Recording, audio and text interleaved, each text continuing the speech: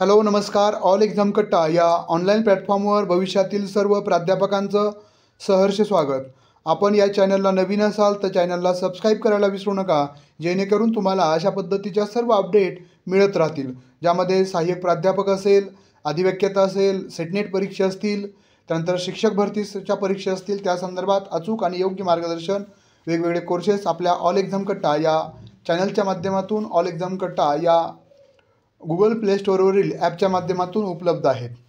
बघा, सेट परीक्षा 2025 14 ऑगस्ट 2025ला कालच निकालासंदर्भात सेट परीक्षा जी 15 जून 2025ला झाली होती, त्याच्या निकालासंदर्भातच महत्त्वाचं जाहिरात किंवा आपलं परिपत्रक त्यांनी जाहीर केलेलं आहे. त्याच्यावरचं विश्लेषण आपण या व्हिडिओमध्ये पाहणार आहोत. निकालासंदर्भात महत्त्वाची सूचना. प्रिय विद्यार्थी मित्रांनो, सेट परीक्षा 2025च्या निकालाची आपण आतुरतेने वाट पाहत असाल. निश्चित आहे, अभ्यास केलेला आहे. निश्चितच आपल्याला सर्वांना आतुरता असते की परीक्षेचा निकाल कधी लागेल.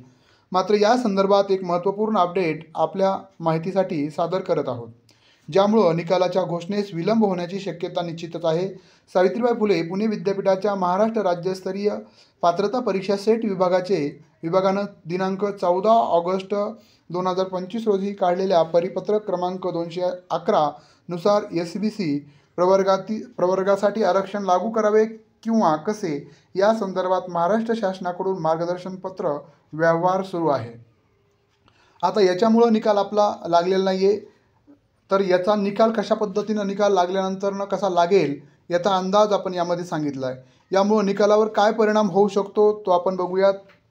पहिला मुद्दा आहे, सेट परीक्षेसाठी अर्ज भरताना SBC प्रवर्गातील विद्यार्थ्यांना अर्ज करत असताना कोणताही पर्याय SBC असल्याचं उपलब्ध नव्हता. त्यामुळं जर महाराष्ट्र शासनानं SBC आरक्षणाचा समावेश करण्यास सांगितलं तर निकाल लावण्यापूर्वी विद्यार्थ्यांना पुन्हा ऑनलाईन पद्धतीनं SBC प्रवर्गाचा पर्याय निवडण्यासाठी संधी उपलब्ध करून द्यावी लागणार आहे. त्याचबरोबर ही प्रक्रिया पूर्ण झाल्यानंतरच सेट परीक्षेचा निकाल घोषित केला जाऊ शकतो.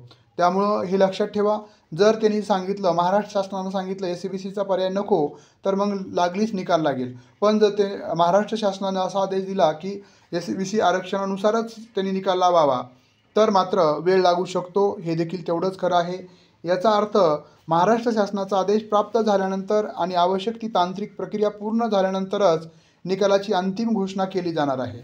आम्ही आपणास सूचित करू इच्छितो की या संदर्भात सेट विभाग महाराष्ट्र शासनासोबत सातत्यानं संपर्क करत आहे आणि लवकरच निर्णय होऊन निकाल घोषित करण्यासाठी सेट भवन कटिबद्ध आहे, असंही त्यांनी त्या परिपत्रकामध्ये सांगितलेलं आहे.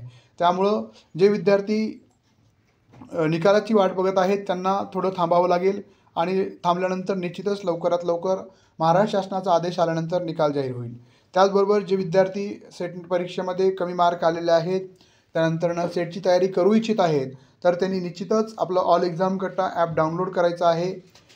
त्याचबरोबर तुम्हाला पेपर 1 आणि पेपर 2 मराठी, अर्थशास्त्र, कॉमर्स, त्यानंतर शिक्षणशास्त्र, त्याचबरोबर इंग्रजी, त्यानंतरनं ग्रंथालयशास्त्र, इतिहास, राज्यशास्त्र या विषयाचे कोर्स पेपर 2चे उपलब्ध आहेत आणि पेपर 1चाही कोर्स उपलब्ध आहे.